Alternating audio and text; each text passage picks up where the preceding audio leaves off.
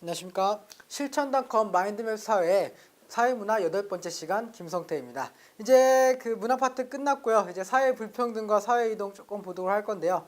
여기 같은 경우는 이제 마르크스 이론, 계급과 계층 이론, 뭐 그거랑요. 그리고 사회 이동과 관련한 거 사례 이런 거 물어보는 문제가 굉장히 많이 나왔고요.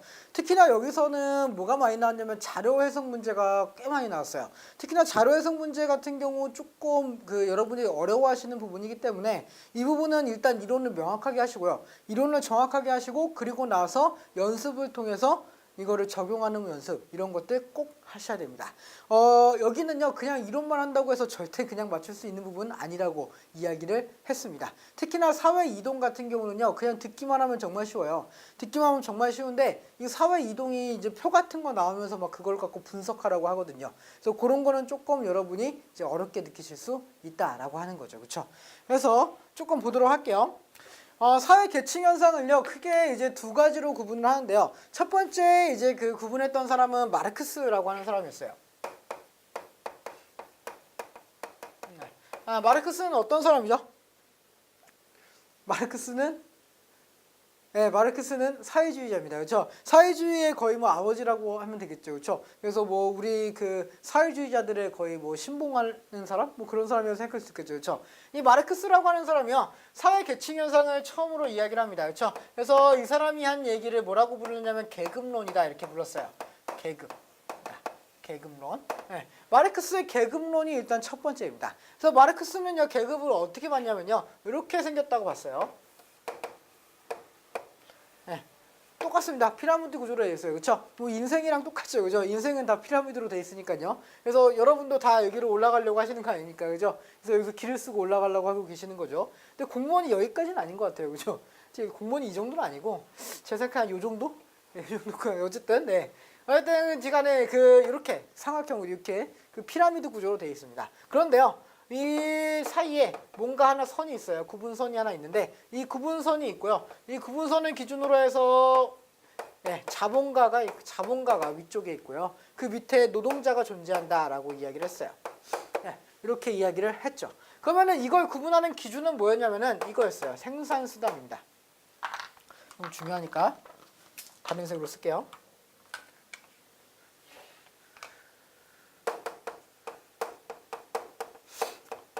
이 생산수단을 기준으로요. 자본과 노동자를 나눈 거예요. 그래서 생산수단을 소유하고 있다. 소유하고 있다라고 한다면은 자본가일 것이고요. 생산수단을 소유하지 않고 있다라고 한다면 노동자가 될 거예요. 그래서 이 생산수단을 가지고 있는 자본가가 당연히 상층부에 존재하게 되고 그걸 가지고 있지 못한 사람을 우리가 노동자다라고 부르면서 노동자들은 그 아래 존재한다는 거죠. 그래서 자본가가 누구를 억압하고 있어요? 노동자를 억압하고 있다. 이렇게 이야기를 하게 되는 거고요. 그래서 이 생산수단이라고 하는 거는 뭘까요? 생산을 위한 재료, 생산을 위한 기본 자본 이런 것들이겠죠. 그죠? 그렇기 때문에 이거는요. 경제적인 부분. 경제적인 부분이고요. 자본에 가깝다. 이렇게 보시면 되겠죠. 그렇죠? 자본, 토지라든가 뭐 자본 이런 것들에 관한 거죠. 그렇죠? 그래서 어쨌든 마르크스는 무엇을 가장 중요시한 거예요? 이 계급이 나뉠 때 경제 부분을 가장 중요시한 거죠. 그렇죠? 경제, 생산수단이라고 하는 부분을 가장 중요시했다는 겁니다. 그래서 마르크스는요. 경제가 모든 걸 좌우한다고 얘기해요. 경제가 모든 걸 좌우한다라고 이야기하기 때문에 경제만 가지고 딱 뭘로 나눈 거예요? 딱 몇 개로? 2개로 나눈 거죠. 그렇죠? 그래서 이분법적이고요. 나누는 기준은 1개밖에 없잖아요. 그죠? 그래서 이론론적이라고도 합니다. 이론론적이다. 이렇게 이야기를 많이 하는 거죠. 그렇죠? 그리고 이제 뭐라고도 이야기하냐면요. 자본가가 노동자를 억압하고 있기 때문에 노동자는 어떻게 될 수 없다는 거예요? 자본가로 올라갈 수가 없다라고 하는 거예요. 그렇죠? 그래서 노동자와 자본가 사이에 이제 유기적인 뭐 이동 이런 것들이 일어나야 되는데 실제로 노동자가 자본가로 가지기 어렵고 자본가가 노동자로 떨어지지 않는다는 거예요. 그렇기 때문에 불연속적이다 이렇게 이야기를 합니다. 불연속적이다 이렇게도 이야기를 하는 거죠. 그렇죠? 그래서 이렇다 보니까 노동자들은 어때요? 노동자들은 정말 짜증나죠, 그죠? 자본가들이 자꾸 우리 노동을 착취하는 것 같고 자기들만 잘 사는 것 같고 우리는 나 몰라라 하는 것 같다는 거예요, 그렇죠? 그래서 노동자들은 뭐예요? 누구에 대한 적대감? 자본가에 대한 적대감을 가지고 있습니다. 자본가에 대한 적대감을 갖고 있으면서 어때요? 똘똘 뭉치죠, 그렇죠? 똘똘 뭉쳐서 뭘 만들어요? 노조를 만들어서, 그렇죠? 그 자본가한테 항의를 하고요. 자본가가 말을 안 들어주면 죽창 같은 거 들고 가죠, 그렇죠? 그 죽창을 통해서 뭘 하는 거야? 낙수 효과를 이끌어내는 거죠. 그런 사람들이잖아요, 그렇죠? 그래서 노동자들이 뭐예요? 그 자기들끼리 엄청나게 뭉친다는 거예요, 그렇죠? 그리고 자본가들도 마찬가지입니다. 자본가들도요, 밑에서 치고 올라오는 노동자들을 막아내기 위해서 자기들끼리 뭉친다는 거예요. 그래서 각각의 여기 노동자나 자본가는 전부 다 각각 소속감이 굉장히 높다라고 하는 거죠. 그래서 소속감이 굉장히 높습니다. 네, 굉장히 높은 편이다, 이렇게 이야기하면 되겠고요. 그래서 이거 딱 보면 내용을 들으면요, 누가 봐도 뭐예요? 누가 봐도 기능론이에요, 갈등론이에요? 누가 봐도 갈등론에 해당하겠죠, 그렇죠? 그리고 뭐 당연하지만 누가 얘기했으니까 갈등론이에요? 마르크스가 얘기했는데, 그렇죠? 당연히 갈등론이 되겠죠, 그렇죠? 그래서 뭐 요 정도 하시면 사실 뭐 괜찮을 것 같아요. 그래서 상대 기금에 대한 적대감으로 소속감이 생기고, 그리고 생산수단 하나만 가지고 구분을 하기 때문에 이분법적이고 이론론적이다, 이렇게 이야기를 하는 거죠, 그렇죠? 그런데 이런 마르크스에 반대한 사람들이 생겼습니다, 그렇죠? 누구였냐면요, 베버라고 하는 사람이 있어요. 베버, 막스 베버입니다.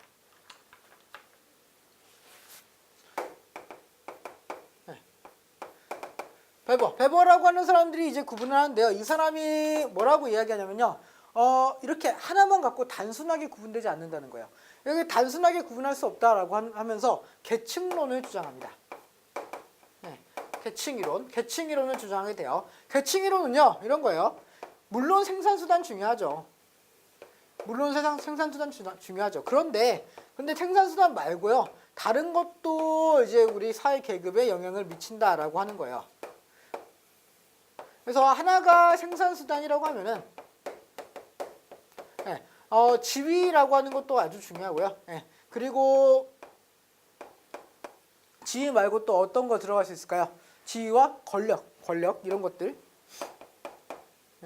정치 권력 같은 거겠죠, 그렇죠? 그래서 이런 것들에 의해서도 계층이 형성된다라고 하는 거예요. 그래서 단순하게 상하 이렇게 나누는 게 아니라요, 뭐 여러 가지 단계로 나뉠 수 있다라고 하는 거죠, 그렇죠? 뭐 대표적으로 그냥 상중하 이렇게만 얘기할게요. 굳이 상중하라고 나누진 않습니다. 그런데 뭐 다양하게 나눌 수 있다라고 해요. 다만 이제 뭐예요? 지위라든가 권력까지 이 구분하는 그 요소로 집어넣는다는 얘기죠, 그렇죠? 그래서요, 지위나 권력 생산수단을 왜 이렇게 다양하게 봤냐면은 이런 경우가 존재한다는 거예요. 그 옛날에 법정 스님이라고 굉장히 존경하는 스님이 있었습니다. 제가 그 불교를 믿지는 않지만 그래도 그분은 되게 존경을 했어요. 그분은 일단은 봤을 때 돈은 많아야 적어요. 돈은 그지죠, 그죠? 돈은 그지죠. 돈이 어디 있어요, 그죠? 그 사람이 돈은 없는데 어때요? 돈 없는데 그 사회적인 지위, 굉장히 존경받고 있는 사람이잖아요, 그렇죠? 그러다 보니까 사회적인 지위는 매우 높았다는 거예요. 그러면 이 사람은 그냥 생산수단을 안 보유하고 있지 않으니까 하층 중에서도 하층 노동자 이렇게만 얘기할 수 있냐 이거죠. 그럴 수 없다라고 하는 겁니다. 복잡한 현대 사회에서는요, 생산수단만 가지고 그 계급을 논하는 거는 옳지 않다라고 하는 거예요. 옳지 않다라고 하는 거죠. 그래서 법정 스님 같은 분은 생산수단은 없지만 지위적인 입장으로 봤을 때 높은 상위 쪽에 있을 수 있다라고 하는 거고요. 그리고 정치 권력적인 입장에서도요, 지위는 굉장히 낮을 수 있죠, 그렇죠? 우리가 그 존경하지 않잖아요, 정치인들. 솔직히 말하면, 정치인들 중에 존경하는 사람 없지 않습니까, 그죠? 저도 별로 존경하는 사람 없습니다, 그렇죠? 박근혜 대통령 엄청 까고요, 김무성 엄청 깝니다. 근데 그 사람들이 별로 존경스럽진 않죠, 그죠? 존경스럽진 않은데 사회적 지위는 낮아요. 근데 뭐는 굉장히 높아요? 정치 권력은 무지막지하게 높은 사람들이죠, 그렇죠? 정치 권력은 무지막지하게 높아요, 그렇죠? 그 사람들이 지위가 낮았다고 해서 낮은 계층이다 이렇게 얘기할 수는 없다라고 하는 거죠, 그렇죠? 또 뭐 돈이 아무리 많다고 해도 사회적으로 인정받지 못하고 정치 권력이 떨어질 수도 있죠, 그렇죠? 그래서 이런 경우에 이제 복잡한 사회에서 이제 구분하기 위해서 이런 것들이 나왔다는 거고요. 이걸 우리가 계층 이론이라고 하는데, 이 계층 이론은요, 다원적이다 이렇게 얘기할 수 있겠죠. 한 가지만으로 구분한 게 아니라요. 굉장히 다차원적으로 분류한 거죠. 그렇죠? 그래서 최소 3가지 이상 그리고 3단계 이상의 그 구분 단계 이렇게 하면서 굉장히 다원적으로 구분을 했다. 이렇게 이야기할 수 있겠고요. 그리고 이 사람은 이렇게 얘기해요. 지위도 당연히 오르내릴 수 있고요. 권력도 오르내릴 수 있습니다. 상대적으로 저렇게 그 계급론으로 구분한 것보다는요. 상하 이동이 훨씬 더 간편해졌어요. 그렇죠? 그러면서 다원적이면서 연속적이다 이런 말이 나오게 됩니다. 그렇죠? 그래서 이 정도 보시면 될 것 같아요. 그렇죠? 요 2가지 정도 특징으로 보시면 될 것 같고요. 또 이것도 생각할게요. 소속감. 소속감은 어떨까요? 뭐 당연히 반대의 내용이니까 이야기를 했겠죠. 그렇죠? 일단 소속감은 낮아요. 왜 소속감이 낮을까요? 이런 거죠. 그렇죠? 이런 거죠. 내가 돈이 없어요. 내가 돈이 없는데 사회적으로 정말 인정받는 사람입니다. 그렇죠? 내 한마디에 막 사람들이 꾹꾹 죽어요. 그렇죠? 나는 돈은 하나도 없지만. 그렇죠? 그러면 이 사람이 당신은 노동자고 굉장히 하층민입니다. 이렇게 구분할 때 인정할까요? 인정하지 않는다는 거죠. 그렇죠? 무슨 소리 하는 거야? 나는 굉장히 사회 상층부에 있는 사람이야. 이렇게 얘기할 수 있다는 거예요. 그렇죠? 그래서요. 하층부에 어느 쪽 하층부에 있다고 해서 거기서 이제 막 똘똘 뭉쳐갖고 막 소속감을 가지고 있지 못하다는 거예요. 왜냐면은 다른 데서는 조금 더 위로 올라갈 수 있고요. 어떤 데서는 조금 더 내려갈 수도 있다는 거예요. 그렇죠? 그래서 내가 가지고 있는 위치에서요. 그 지위를 가지고 있을 뿐이지 그 지위를 가지고 내가 여기에 있는 소속된 사람이야 라고 하는 그 소속감은 없다는 거죠. 심지어 위에 있는 사람들한테 대한 적대감도 그 계급론에 비해서는 크지 않다라고 하는 겁니다. 그래서 소속감이 굉장히 낮다라고 하는 거 우리가 기본적으로 좀 보셔야 되고요. 그리고 당연하지만 갈등론보다는 기능론에 가까운 입장이 되겠다라고 하는 겁니다. 그래서 이렇게 3가지 정도 우리가 기억하시면 될 것 같아요. 네. 그래서 사회 계층 현상 이 2가지 구분하는 문제 나온 적이 있냐? 나온 적이 있어요. 계급론과 계층론을 구분하는 문제 나온 적이 있습니다. 계급론의 핵심은 뭐냐면요. 당연히 뭐예요? 계급론의 핵심은 생산수단 그리고 경제적인 요인을 가지고 구분을 했다라고 하는 거예요. 그렇죠? 그래서 생산수단이란 말을 주기도 하시고요. 경제적인 요인으로 구분했다라고 하는 말을 주시기도 해요. 뭐가 됐든지 간에 뭐예요? 계급론에 해당한다 이렇게 보시면 되고요. 근데 다만 이런 함정이 나올 수 있어요. 그 계층론에서는 사회 경제적인 수단을 고려하지 않았다. 혹은 생산수단의 소유 여부를 고려하지 않았다. 맞아요? 틀려요? 틀리죠. 계층론에서는 이 생산수단이라고 하는 거를 구분했어요. 구분했는데 이거 플러스 알파가 있다라고 하는 거지 생산수단에 대한 구분을 안 한 게 아니에요. 생산수단을 고려하지 않은 건 아니죠. 이해되십니까? 그래서 생산수단을 고려하지 않았다라고 하는 말은 틀린 거예요. 둘 다 뭐예요? 둘 다 뭐를 고려했어요? 생산수단이라고 하는 경제적인 요인을 고려했습니다. 근데 경제적 요인 이외에 다른 것까지 고려했다라고 얘기하면 계층론이 되는 거고요. 그렇지 않다라고 한다면은 계급론이 된다라고 하는 거죠. 그렇죠? 그래서 이런 거에 함정에 빠지지 마요. 예전에 한번 이렇게 나왔었어요. 계급론과 계층론이 둘 다 경제적인 부분을 고려하였다라고 물어봤다고요. 그렇죠? 그런 질문이 나왔는데 사람들이 다 틀렸다고 막 쓴 사람이 너무 많아요. 큰일 납니다. 그러다가 이제 한 문제 틀리게 되면 고달퍼지는 거예요. 그렇죠? 그 생산수단의 소유 여부를 고려했는데 이거 말고도 다른 것도 고려를 했다라고 하는 거죠. 그렇죠? 그래서 그런 것들이 아주 핵심 포인트가 될 수 있겠죠. 그렇죠? 그리고 또 한 가지. 계층론에서는요. 이런 게 가능해요. 지위 불일치라고 하는 게 가능합니다. 네, 지위 불일치. 소속감이 약하다 그랬죠. 그렇죠? 소속감이 약하다는 이유는 왜 약하다 그랬어요? 어디서는 높은 지위인데 어디서는 낮은 지위가 될 수 있다고 했잖아요. 그렇죠? 그래서 그게 가능하다라고 하는 겁니다. 그래서 어디선 상층 지위, 어디선 하층 지위를 가지고 있어요. 그래서 지위를 동시에 가질 수 있다라고 하는 거죠. 그렇죠? 그러면서 지위가 불일치하는 현상이 발생할 수 있다라고 하는 겁니다. 그래서 지위 불일치가 가능하다라고 한다면은 계층론이 되겠죠. 계급론에서는 그럼 지위 불일치가 발생하지 않나? 발생하지 않죠. 왜 발생하지 않아요? 무조건 둘 중 하나니까요. 자본가 아니면 노동자니까요. 그렇죠? 저는 뭐죠? 저는 노동자죠. 그렇죠? 노동자. 그렇죠? 그래서 그 마르크스의 계급론 같은 경우는 지위 불일치 현상은 존재할 수 없다라고 하는 겁니다. 그렇죠? 그래서 이 정도도 조금 우리가 기억해 두셨으면 좋겠어요. 그래서 2가지 구분하는 문제 나온 적이 있었다 그랬죠. 그죠? 그래서 실제 문제 한번 풀어보시면 더 좋을 텐데 그 다음에 저랑 같이 문제 풀이 하실 기회가 있으면은 그때 조금 더 자세히 보도록 하겠습니다. 네, 그래서 저희가 사회 계층 현상에 대해서 좀 봤고요. 이게 사회 계층 현상에 따라서 이제 사람들이 이제 이동을 하게 되겠죠, 그렇죠? 상층부로 누군가는 이동할 것이고요, 누군가는 하층부에 있으면서 뭐 다른 쪽으로 이제 자기의 계층 이동하기도 하겠죠, 그렇죠? 그러면서 이제 사회 이동이 일어날 수 있다는 거예요. 그래서 사회 이동이 어떻게 일어날 수 있는가? 일단은 첫 번째는 이제 사회 방향에 따라서요. 이런 경우가 발생할 수 있겠죠, 그렇죠? A라는 사람이 있습니다. 네, A라고 하는 사람이 있어요. 근데 이 사람이 있는데 이 사람은 노동자였어요. 노동자였습니다. 어디에서 일하고 있었냐면은 그 중소기업에서 일하고 있었어요. 중소기업. 네, 중소기업에서 좀 일하고 있었습니다. 그랬는데 이 사람이 나중에 올라가면서 뭐예요? 네, 승진을 했어요. 네, 승진을 했어요. 한 경우에 뭐예요? 상승 이동한 거죠, 그렇죠? 올라간 거잖아요, 그렇죠? 그래서 올라간 거니까 이런 경우를 우리가 뭐라고 하냐면은 상승 이동 이렇게 얘기해요.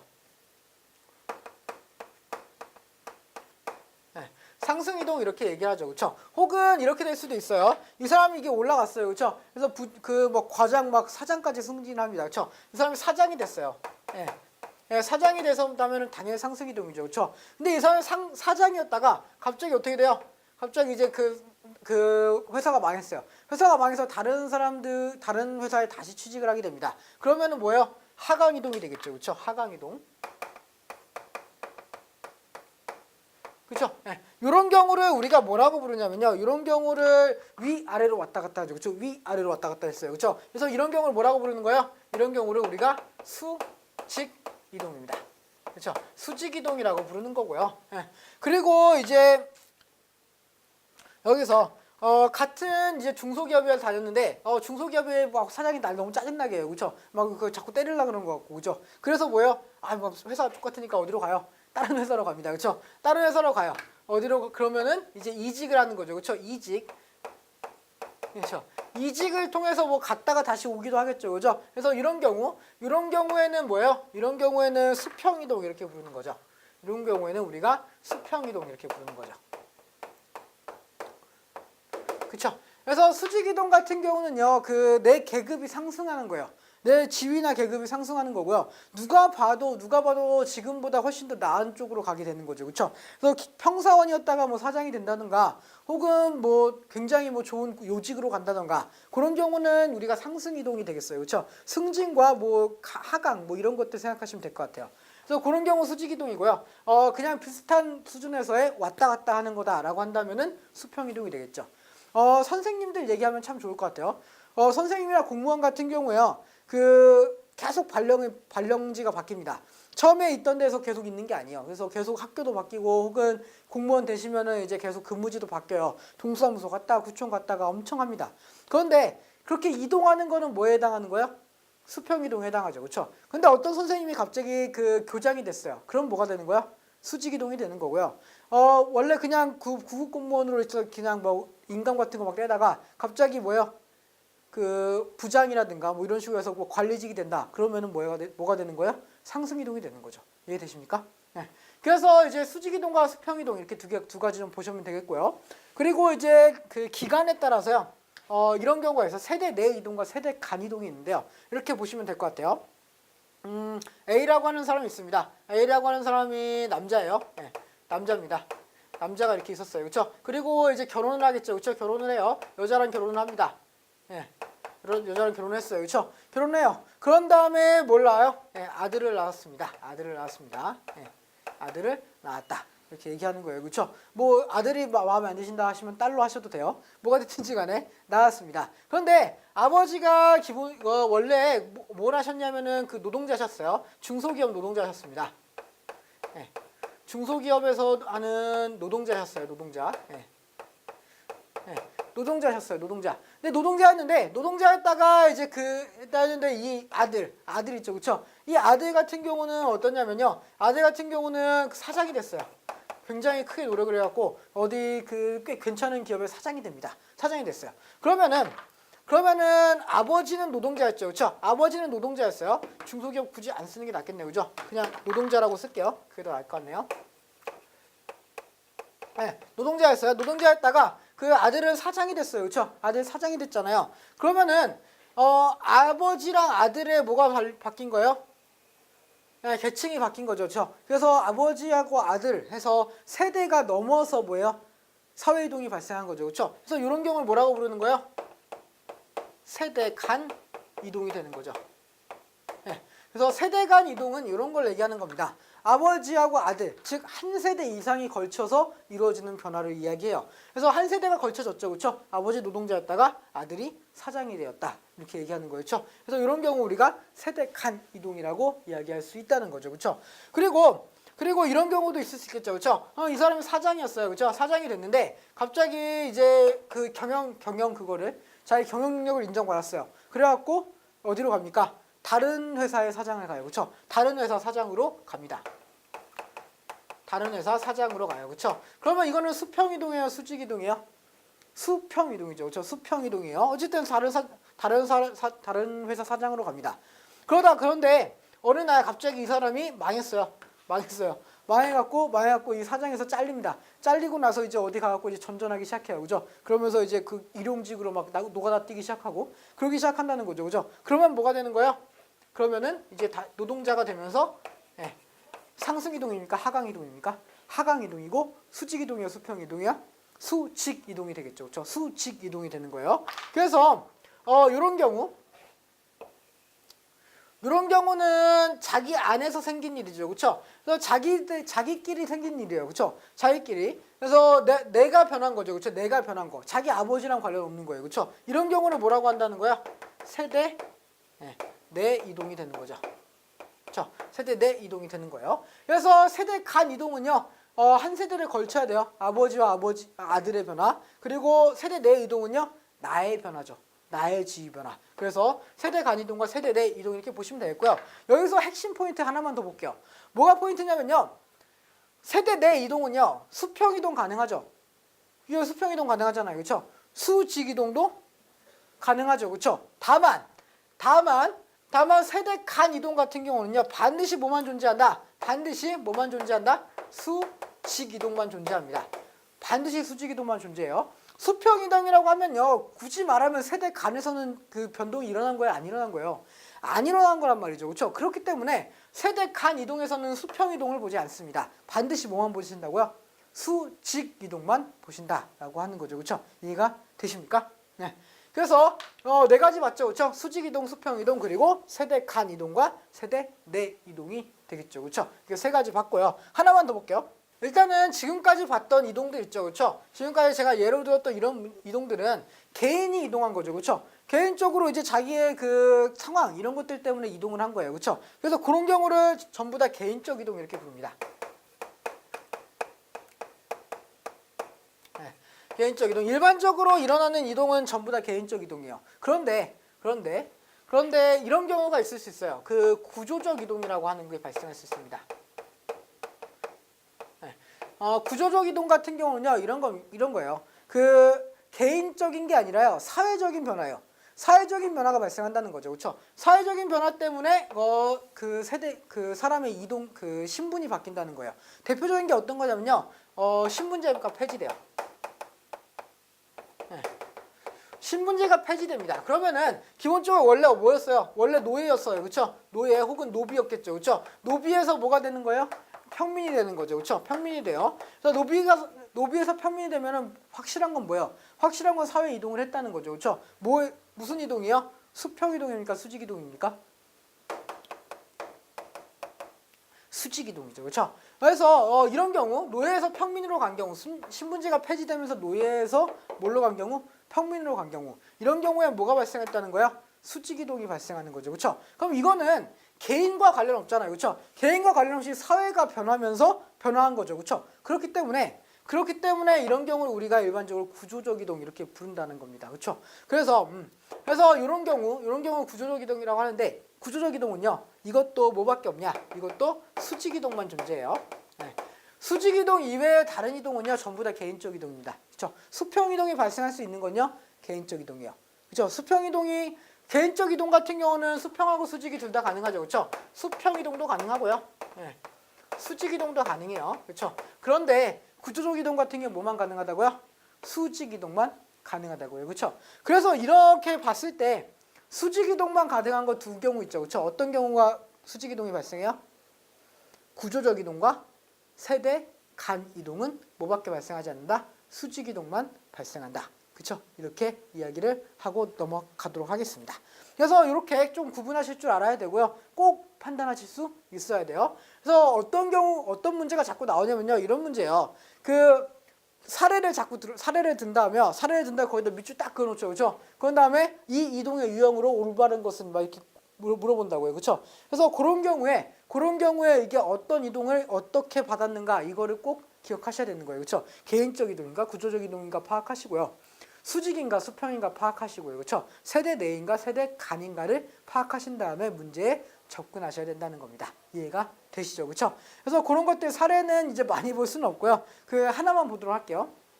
많은 사례를 좀 보여드리고 싶은데 이제 문제풀이 할 때 굉장히 많은 사례를 보여드릴 거기 때문에 지금은 이제 요 정도, 요거 하나 정도만 보고 가시면 좋을 것 같아요. 보겠습니다. 자녀의 계층이 있고요. 저기 부모의 계층이 있네요. 그렇죠? 그래서 부모의 계층이 상중 하층이 있고요. 자녀의 계층이 T년하고 T 플러스 10년에 있습니다. 그러면 볼게요. 여기서 우리가 하나만 보고 갈게요. 일단 수직이동만 보고 가겠습니다. 수직이동. 그렇죠? 네, 수직이동만 보고 갈게요. 수직이동 중에서 상승이동을 한 경우가 있고요. 네, 하강이동을 한 경우가 있죠. 네, 그리고 T년이 있고요. T하고요. T 플러스 10년이 있죠.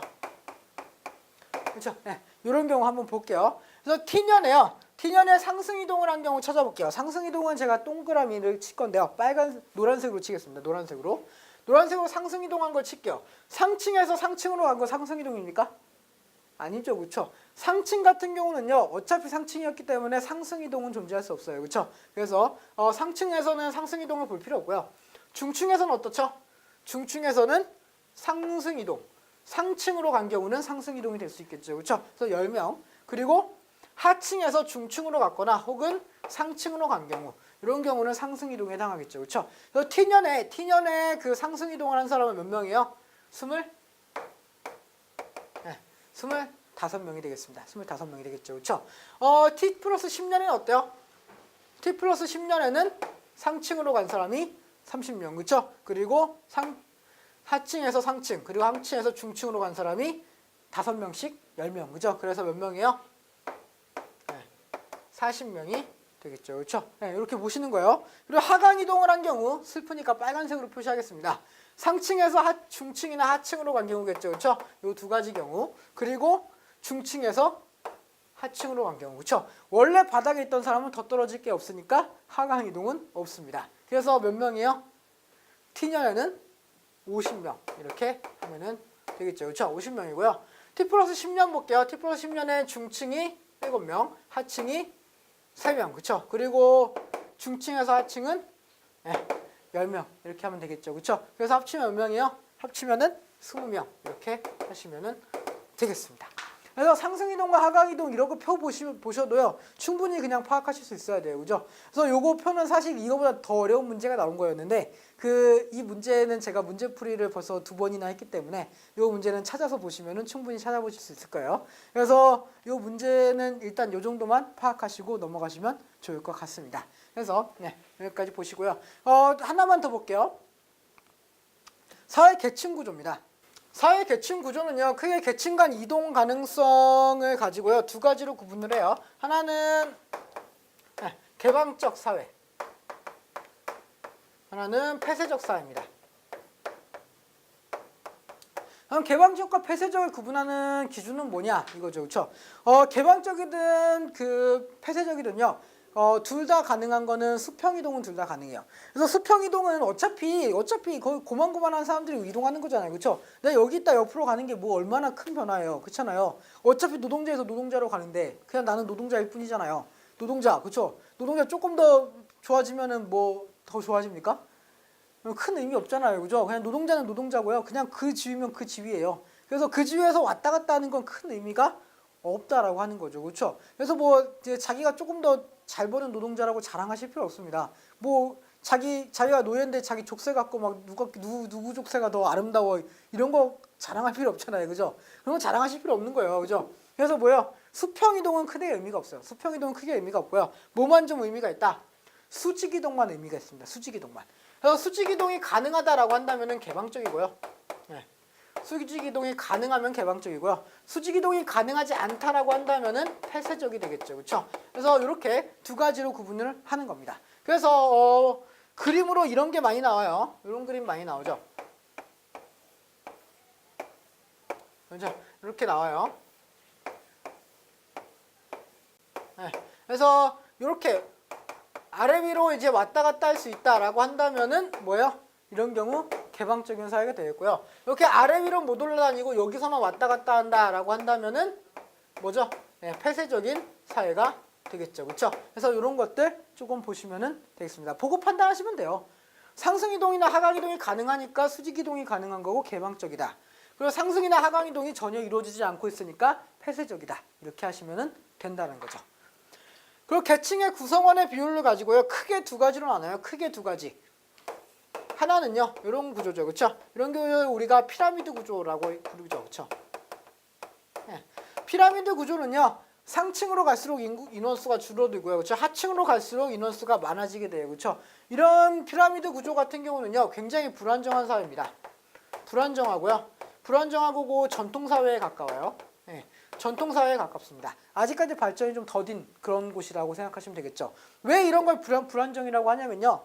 너무 하층민이 많고요. 상층부가 적다 보면은요. 여기에 너무 이제 재력이 집중되잖아요. 그렇죠? 그러면 여기서 당연히 뭐예요? 불만이 커질 수 있죠. 그렇죠? 불만이 커지게 되면은 뭐예요? 이제 위로 이제 항의 같은 거 오게 되고 저기 과격해질 수 있다는 거예요. 그러면서 사회가 불안정적이게 된다라고 하는 거죠. 그렇죠? 그리고요. 이게 조금 더 발전하게 되면요. 어떻게 변하냐면 이렇게 변해요. 요거를 우리가 다이아몬드형이다 이렇게 얘기를 하죠. 그렇죠? 이 다이아몬드형은 핵심은 뭐예요? 요 중간이죠. 그렇죠? 그래서 중상위층이 증가한다는 거예요. 그래서 요 사람들이 많이 존재하고 있기 때문에 이 하층민들은 굉장히 소수가 돼요. 하층민들이 소수가 되기 때문에 이 사람들이 뭐가 되는 거야? 완충 역할을 합니다. 그래서 아무리 사회가 막 짜증이 나도 이 사람들이 쉽게 여기를 이제 치고 올라갈 수가 없다라고 하는 거죠. 그죠? 그래서 이거는 조금 더 안정적인 사회에 해당한다. 안정적이고요. 우리가 추구해야 되는 현대사회.